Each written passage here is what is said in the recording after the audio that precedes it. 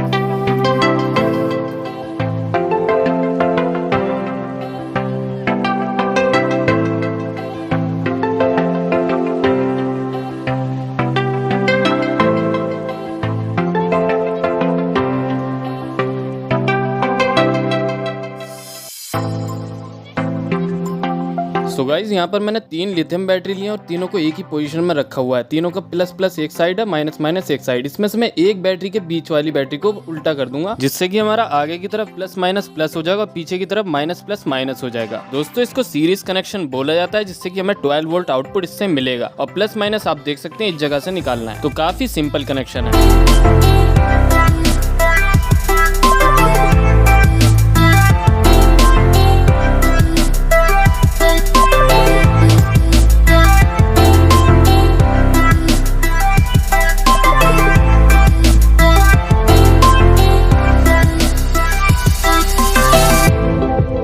तो दोस्तों ये ये जो आप पेन टाइप से पेंसिल देख रहे हैं, ये एक शोल्डिंग आयरन है जो कि 12 वोल्ट पर वर्क करता है। ये आपको इजीली मार्केट में मिल जाएगा। ये आपको मोबाइल की बड़ी सी दुकान पर, जहाँ पर मोबाइल रिपेयर होते हैं, वहाँ पर सामान भी मिलता है। उससे आप कह देना कि 12 वोल्ट का जो पेंसिल टाइप का शोल्डिंग आयरन आता है उसकी हमें पेंसिल चाहिए, तो इजीली 10 या 20 रुपए की लोकल मार्केट में आपको इजीली मिल जाएगी। और वैसे मैंने 12 वोल्ट शोल्डिंग आयरन पेंसिल पर काफी सारी वीडियोस बना रखी है, लिंक आपको डिस्क्रिप्शन बॉक्स में मिल जाएंगे, आप देखकर वीडियो भी बना सकते हैं इसको। तो गाइस, शोल्डिंग आयरन के जो वायर्स हैं, प्लस माइनस नहीं होता है इसमें, कोई सी वायर किसी में भी आप लगा सकते हो।